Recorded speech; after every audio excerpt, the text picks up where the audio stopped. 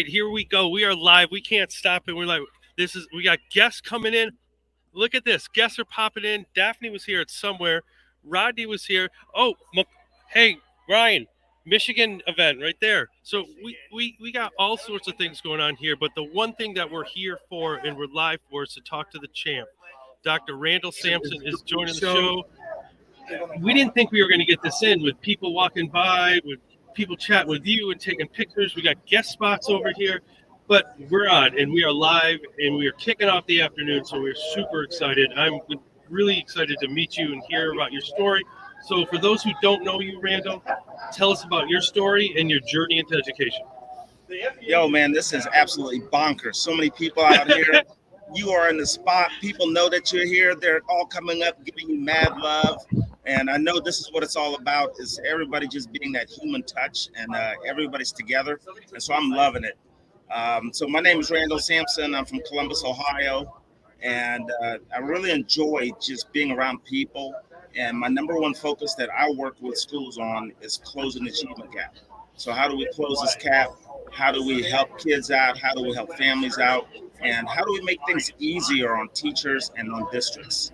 And so I have this book called Welcome to the Grind. So that's what the book's all about. It's this grind that teachers put in every day, every week, every month, every year. And that is just part of our career. This is what we do. So Welcome to the Grind has really great stories about the teachers, how they get all of these unique results. And so I'm really excited about that.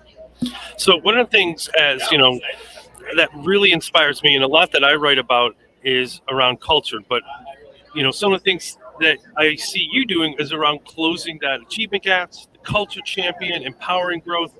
Why was that a topic or an area you wanted to dive into?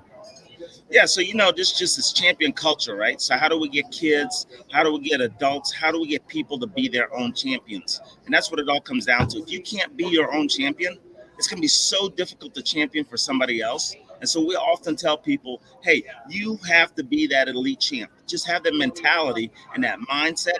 And it's the little things that'll really change things around for folks. And so it's just even stuff like this. You have the belt and people are coming up. They're taking pictures with the belt. They're waving like, hey, man, that guy has a belt. He's got to be special. No, you take the belt, take a picture with it because you're special. So that's how this whole thing works out. Absolutely. And for me, when I was at Boston College, I studied how to enhance job satisfaction of novice teachers. And the number one thing they talked about is feeling valued and improving that school culture through being valued. How will you, or what would you tell administrators, some strategies or tips to ensure that the teachers feel valued or special, as you said? Yeah, so we have this thing called champ culture. So it's champ, right? So just the acronym itself. So how do we connect with people? So as a school admin, as a teacher, as a parent, as even peer-to-peer with kids, how do we connect with each other? How do we publicly honor each other? The H in champ. How do we honor each other? And then the A, so for champ, for the A is amplify. So how do we amplify all of the really good things that are happening? Because we know in schools, so many things could go wrong, and we get afraid and live in the could instead of looking at all the great things that are actually happening. So let's amplify those things. And then the M in champ is for motivate. So we don't just want to motivate kids when they come through the door. As adults, we have to get out of bed and motivate ourselves. Right. So you kind of maybe have to take that extra shot of coffee before you walk in and be like, let's go, let's do it. I'm here for my mission. I'm living it. This is what I do as an adult. I'm purpose driven, and this is what I want to do. And then for P, it's all about being purpose driven. What is your purpose? Keep your purpose as your North Star. Continue to focus on that. I know it gets hard. It gets tough. There's busing issues. There's staffing issues. There's sub issues. We don't have enough pencils, pens, laptops, whatever it is. There's always going to be something. But remember what your purpose was when you first signed up for this. When you said, I'm going to college to become a teacher. That's the greatest calling ever. And, Dr. Sampson talked a little bit about his book. Here's the cover of the book. Go check it out. You can pick it up anywhere books are sold, Amazon as well. Go check it out. Welcome to the Grind: How Educators Achieve Exponential Results. And what was exciting for me to see is when you go to his Twitter handle, which you see right next to me, he's got a post up there at Randall Sampson. He also got some great shirts. He got some things that I found when I was. Well, the one thing that rallied us together was when we had like our school shirts on, and we had a logo we liked, and schools could become that champion for culture, and I think that's critical. So what have you seen in schools that have adopted that mentality? Yeah, so the whole outlook of things change. So, and it's little things that you do, right? So you celebrate kids, and I've had schools, they purchase backpacks for kids, and it says champion culture on it. And the kids all get the backpacks who earn it. And now they become the leaders of the school. And those are kids who maybe aren't the formalized leaders, but they're leaders with their peers. And staff wear stuff like the shirts I have on right now that says Elite Champ. And so you see the belt, but it has an Elite Champ on the shirt. So stuff like that. And it gives you a visual recognition. And people are constantly engaged in it and reading it and reinforcing the mission. And that's just impactful in what we need to do for change in schools.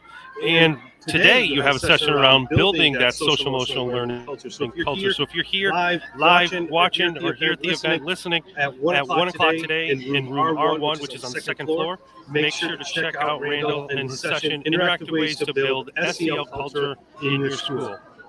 So when individuals are looking through the menu of choices and they say, I think I'm going to go to this one, what is something that you're going to talk about or get into in the session? Yeah, so even in this session, we're talking about how do we engage kids, right? How do we engage our learning culture? So what are the tools that we can use? What are the techniques that we can use? And even if we have tools, how do we judge those tools to be appropriate in the SEL setting? So even like a big shout out to Jefferson County Public Schools in Louisville, Kentucky.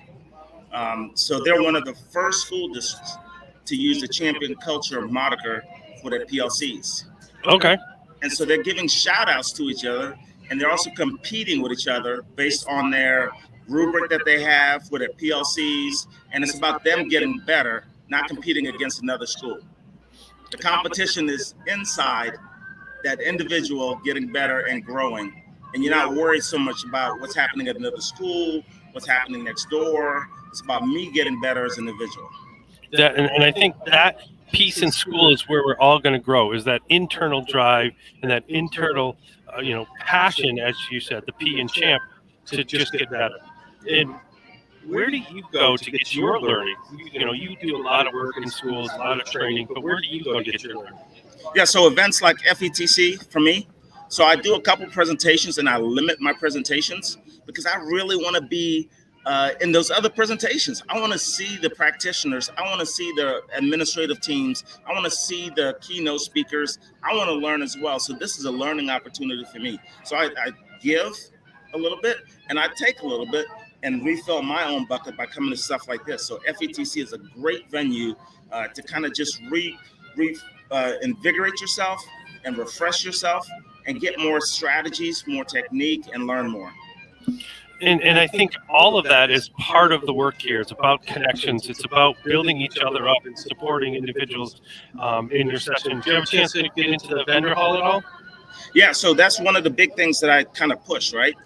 So the vendor hall has so many great things. I mean, it's like amazing. It's like walking in there in your candy land as a kid, right? Right. And so one of the things to incentivize the Candyland approach for teachers, if you use a tool like, let's say, Wakelet or Flipgrid, right?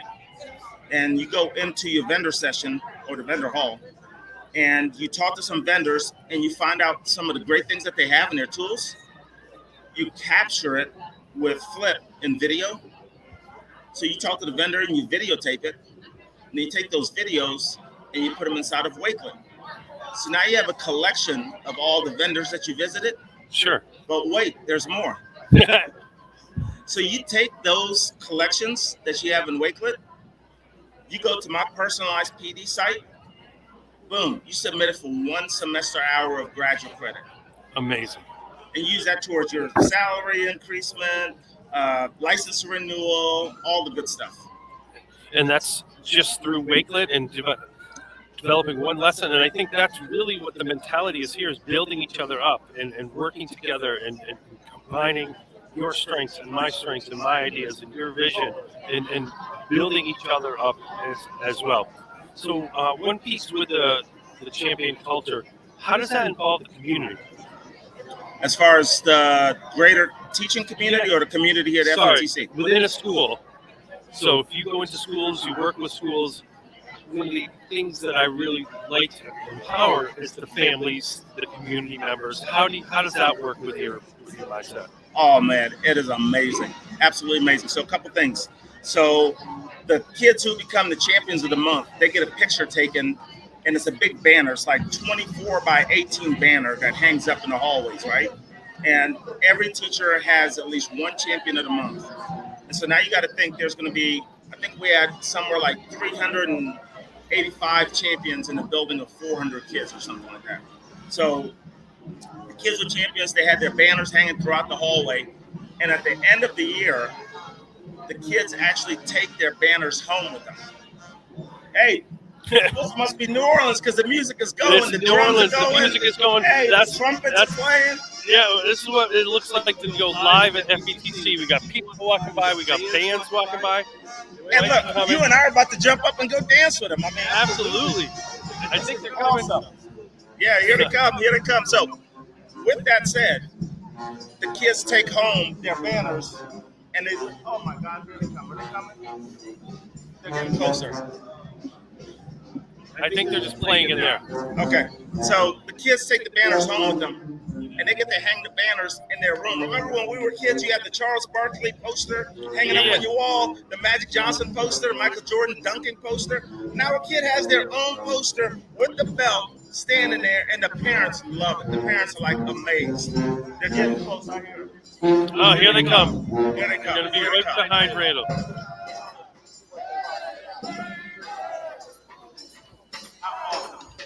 We get a little bonus content in this episode. Absolutely, absolutely. Nobody gets this. Only you get it. And you're sharing it with the people out there. Here we go.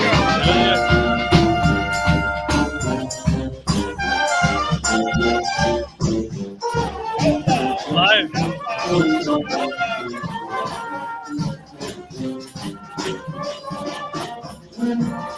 Every champion needs good music.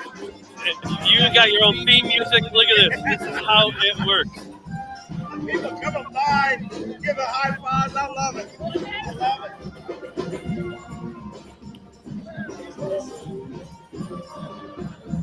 it. All right. Well, I don't know how we can end it better than that. You got the band coming through. You're talking about being a champion. Kids having posters on the wall.